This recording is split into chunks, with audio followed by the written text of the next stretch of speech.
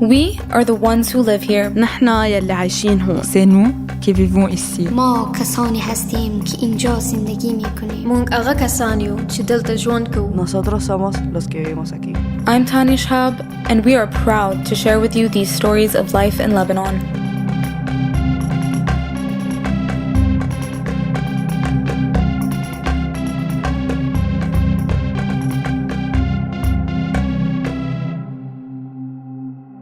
This episode contains discussions of mental health and anxiety. We know that some people may find stories on this topic difficult to hear. If it feels like this might be you, take care of yourself first. There's a place within our country that's surrounded by walls, with checkpoints at every exit. And it's not a prison. Farrah, Khatib, and Rola Soboh bring us the story about the people who live there. In 1948, at the height of what Palestinians call a Nakba, or the catastrophe, which is when Palestinians had to flee their homeland in order to save their lives, many of them came right over the border here, into Lebanon. The Helwe camp was formed in Saida to give them a temporary home, before they would surely soon return to their homes. Yet, it still stands, 74 years later, and it's now the largest refugee camp in Lebanon. It also houses Syrian refugees from the war in Syria. Most Lebanese people think that this camp of 3 generations of displaced people is really just full of terrorists and gangsters. That's what people who've never been in Ain al-Helwe think. But this is Rola Soboh, who lives there. There are about 120,000 people who live in the camp. That's 120,000 people living in just over half a square kilometer. At the most, maybe, I don't know, like 10% of them are involved with gangs or terrorism. That means there are over 100,000 people here who are peaceful and have nothing to do with those things. So, those very few people give the rest of the country a very bad picture of who we are in the camp. For 14 years of my life, between the ages of 4 and 18, I went to a school that was just 500 meters away from the major checkpoint in the walled border of Ain al-Helwe. My friends and I, and really almost everyone I know, we were all deeply scared of the camp. Anything that had anything to do with it was inherently dangerous for us or untrustworthy. I remember at some point there was this girl at school and she was nice and friendly, but we all tried to keep a distance from her because we knew that she lived just a little bit closer to the camp than where the school was. I was too afraid to even glance at the checkpoint, because I was afraid that I might see something behind the gate, something that was so terrifying, so awful that it would forever change me. But Rola invited me to meet her in the camp and see it for myself. She specifically wanted to talk about the checkpoint. And when I told my mom about it, she was like, "Shu badik b'hashshagli?" Like, why would you even want to get into this?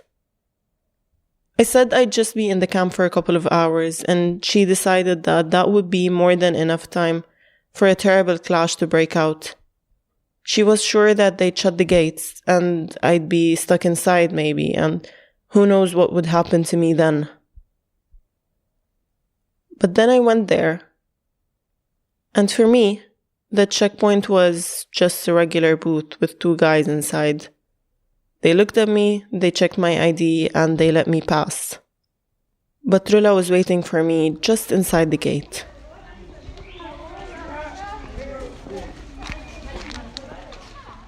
My grandparents moved into the Ain al-Helwe camp in 1955, and my dad was born here in 1959. So my family has lived here for 67 years. I have lived here my entire life, and somehow I'm a refugee. We are all refugees, even now. It doesn't make any sense. To Rola, the checkpoint that I was always too afraid to even glance at is the checkpoint that she always must go through. She must pass through it if she wants to leave the camp, to go to school, or to visit friends or relatives, and she must pass through it when she wants to go home. To her, she said that the checkpoint represents how insulting and absurd life in the camp can be. Walking with her away from the checkpoint, I felt alert more than tense. I looked around and saw just another neighborhood. It had narrow streets filled with parked cars in front of storefronts, with apartments above. It looked just like any other crowded neighborhood in Lebanon. I was there just after Ramadan ended, when people like to sleep in, and I'd arrived early, as Rola told me, so that's why the streets seemed fairly empty. Soon, though, the sidewalks began to fill, with people running errands and buying groceries, and then the coffee man walked by. He carries a canteen of hot coffee strapped across his back, and he clinks the coffee cups against each other with his fingers. As people walked by, Rola asked them to stop for a moment and talk. Several did, and they chatted with us briefly, until we asked about the checkpoint. Then they just swiftly exit the conversation and walk away. فإنه شو في خبرية صايرة معك، شو في أخبار شايفها، هيك تستاهل إنه تنحكى.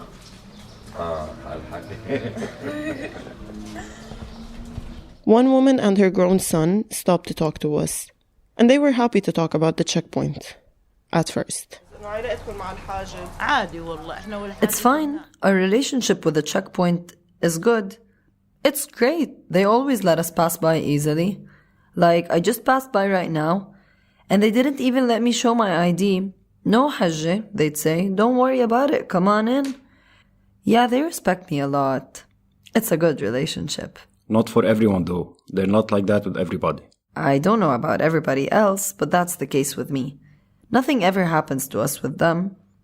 Maybe it's different with other people, but in our case, alhamdulillah, they respect me and my brother Al-Hajj. They let him by and they let me in too. What else do you want me to say? They used to search cars before, but these days they don't do that anymore. I asked him to tell me more about that. He looked at his mother, and then he said, No, I can't talk about that. I don't know anything. As you can see, I'm an old lady. I don't come in and out very often, so I don't know much. So Rola and I thought that we might have more luck talking with someone younger, who might be less deferential to power and might be more willing to speak frankly with us. We asked this young woman who was walking by about the checkpoint. They always ask for my ID. They don't cause any hassle to me personally. They mostly do it to the young men. I know this happens to the guys who work with us in the NGO here inside the camp. The girl just happened to be on her way to work at the NGO, so she walked us there. We went inside, and it was just a rundown building with several rooms with fluorescent lights. We walked by one room where there was a bunch of kids training for scouts.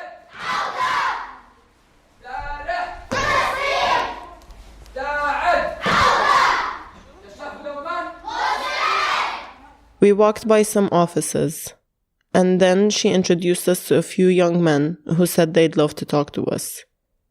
And they seemed at ease, until, once again, we asked about the checkpoint. And then there was a pause, until one of them teased another for being too scared to answer. But after that little jab, one of them did answer. Like for us, Palestinians and Syrians, they're very strict. They search us all the time. We might have to stay for an hour or two until they decide that we're safe to cross. This is the regular treatment we face. Meanwhile, we definitely need to go out and cross the checkpoint anyway. We need to look for jobs. If the clearance is off, we'd have to wait for too long. We might even have to sleep at the checkpoint while we wait for them to check it out. Or maybe they'd fake something. They would mess with us. And then they'd send us on our way. Or maybe they'd make you wait for hours, claiming you did something illegal. Then it turns out it was only because someone else had a name similar to mine.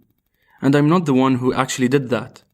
They'd let us go after all the bad treatment we endured without a real purpose or an apology. People from outside don't endure that, no matter the cause. This has happened to me a lot. They'd stop me for like an hour just to keep checking and double and triple checking my ID in case they suddenly, magically find something. Although it's all meaningless, we know that. And what can we do about it? It sometimes also depends on their moods. If they're feeling like they want to do a certain thing, they will do it. Then we were introduced to the manager of the NGO, and she really had some things to say. I pass through the checkpoint every day, and something that catches my attention is the fact that we're practically conditioned. We fetch our IDs and get them ready before we even reach the checkpoint. It's not actually normal to be showing your ID at a regular checkpoint when you're still inside the same country, as if you're crossing the borders or something. Something else worth mentioning is when there were clashes inside the camp and they closed the gates on us. Do you know what this means? It means that whoever is stuck inside is possibly left for dead, and whoever is outside is stuck outside. Another thing worth mentioning is that during those clashes, when the houses and places are practically in ruins from the bombings and the shootings, the guards on the checkpoints do not react, as if this is not a part of the country they've sworn to protect. Like this is your land, at least do something about the war raging inside. Even when we need to cross the checkpoint to run outside, they'd ask you, what's going on inside? Who's fighting who? And this is the army. They're the ones who are supposed to know what's happening inside their land. We don't know in whose favor things are happening, or even who's fighting who. We never understand how those people work. In one of the rooms of the NGO, there was a workshop going on about how to plant a vegetable garden. They had just started a coffee break, and there were about 25 women and men moving about the room. And one woman was very eager to talk with us about the checkpoint. As she spoke, more and more women gathered around to listen. You feel like you're in a cage. You want to get out of it, but you can't. Like we're stuck. It's insulting, it's even mentally harmful, especially for the young kids. Like you're making them feel they live in a country where they're convicted, they're caged inside the camp, they can't go out, they can't breathe. Can you imagine a worse feeling than a kid feeling imprisoned within the walls of this camp? Not being able to breathe, not being able to play freely? And on top of all that, you add the checkpoints to suffocate us more, to imprison us more. These things happen to my children too. You are already burdened inside the camp. You have absolutely no rights. You're caged inside like a bird. Do you see how you imprison a bird in a cage? It's the same here. They can't wait to be free. They talk about how hard traveling and a drowning ship is. When 50 people die, one might survive, and it could be my son. Isn't it better than what we're living? I have sent my children. Do I wait for a stray bullet to hit them from inside the camp? No. They have a better chance at succeeding outside. They say it's a democracy, but what it really is terrorism. Not terrorism from inside the camp. No, not our people. They are the ones who are making us as terrorists. When they won't allow us proper education or allow us to go out properly, when you don't have the right to own your own home or even have the right to provide proper mental care to the child, you think there's a place for a child here to play in front of their house? No. Apply to a job? We're rejected for being Palestinians. Why? Your country hosted us. Why did they do that? At least give us our rights. We are always degraded. Always. If you even bring up being Palestinian, you're shut down. I can't understand why. We're not asking for much. Just basic security. Give us that. If you're prosecuting me for a terrorist that I don't even know about, you can just come in and arrest him from inside the camp, right? Instead of stopping an innocent woman for 10 hours on the checkpoint because of her ID, what is it going to do? You're interrogating me? What would I do? You're the one who has the power, don't you? You only let it out in front of women and children. This is our law. Trust me, it is. Because trust me, our life is very hard. It's hard. If I say more, I'd cry. They've exhausted us. They honestly just want us to seem like terrorists. It's a sad country.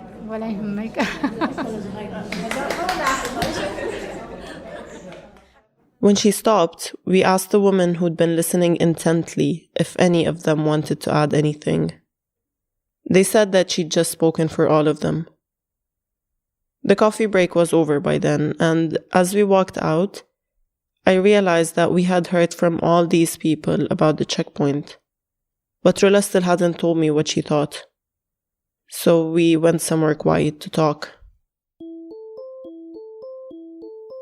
Some of the guards at the checkpoint think they are better people than we are, and they have power over us. I'm going to school, and they look at me like I'm carrying guns and weapons.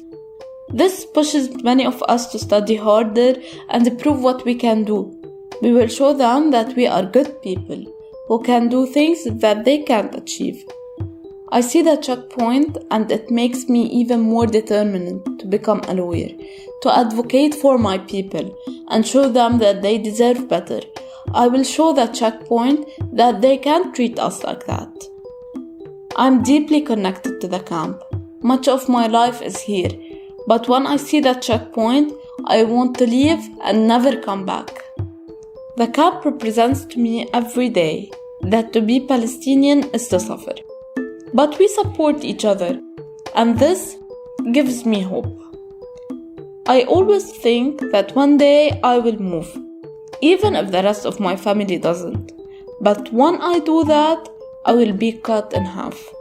One of my sides will always be in the camp, and I will never be full again. All of my memories will be there, in the prison, and I will be outside the prison. I will be happy to be out, but I will miss my memories. The people from the camp are real, but their pieces were read in English by Myra Shaaban, Rana Baghdadi, Nour Al Halabi, Dima Akel, Elias Demardjian, and Semaan. It's hard for me to imagine what it's like to be born in the camp, and through no fault of your own, to have your life controlled like that. To be born into a cage. Their lives are very different from mine, but there is an element of their stories that hits particularly close to home for me, even though I come from relative privilege and safety, even though it might seem that I have a perfect life. In my own way, I know what it's like to feel trapped and to feel powerless, even though there are no walls or checkpoints holding me in, even though people tell me it's all in my head. It's a taboo in Lebanon to speak about anxiety. But I'm going to tell you what anxiety means to me. I will speak to my own experience and hope to hell that you don't feel the same. Anxiety to me is stronger than fear. I feel trapped, walking the streets at night, knowing there are eyes on me, but for the life of me I cannot find them. I mean this both literally and as a metaphor. I feel people watching me, and I feel the intoxicating fear of everything and nothing at once that takes control of my mind and soul, pinning my feet to the ground, banging the drums of my heart until all I hear is the beat of death approaching.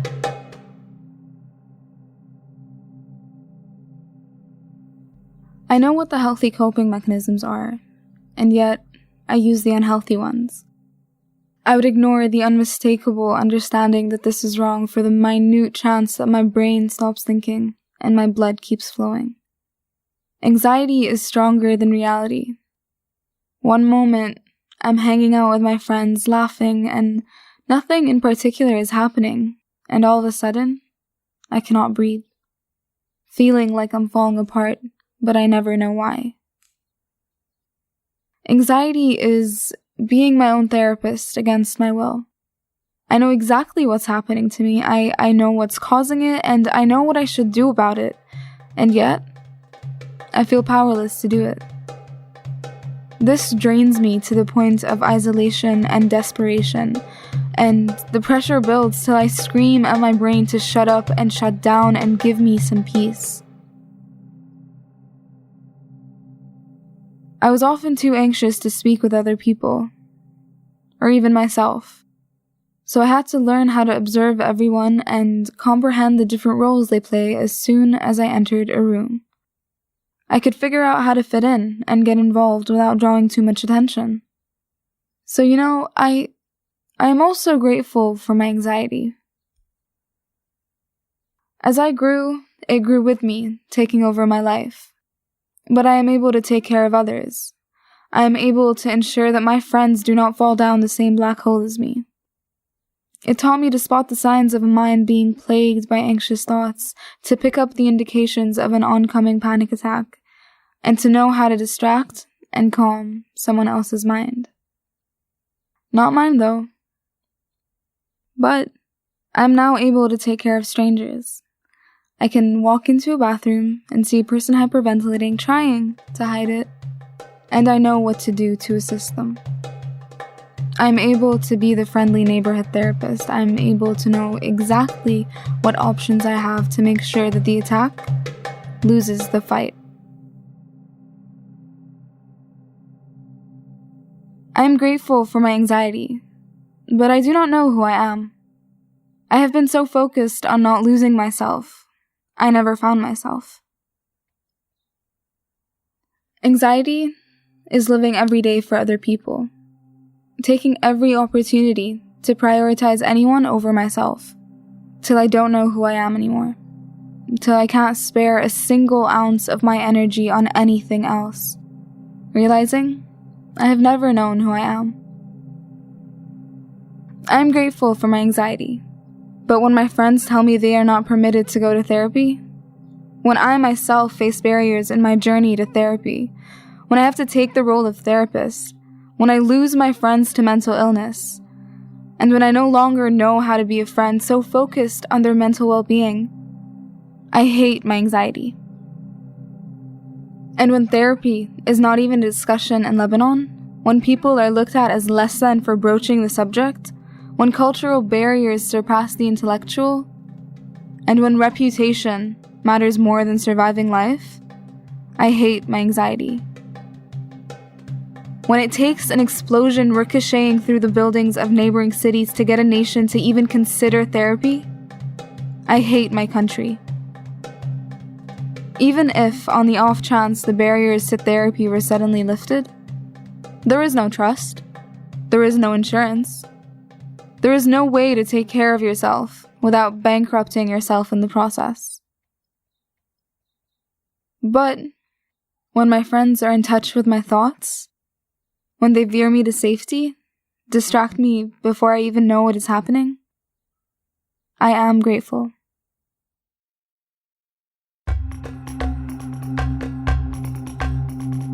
This podcast was produced by Ben Murad and Farrah Khatib. We Are the Ones Who Live Here is a production of Hand to Mouth Theatre and New Room Studios. Our editorial team is Rola Soboh, Roya Maliki, Fatima Razdai, Dunya Faqih, Nasreen Azizi, Cole McCann Phillips, and Leticia Halb.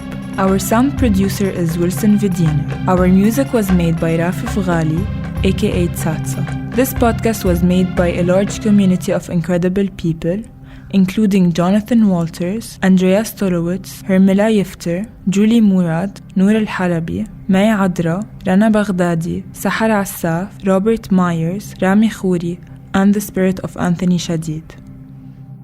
We want to hear your stories of life in Lebanon. Reach out to us on Instagram or on Twitter at WeLebanonPod. You can also email us at WeLebanonPod@gmail.com. Thank you for listening.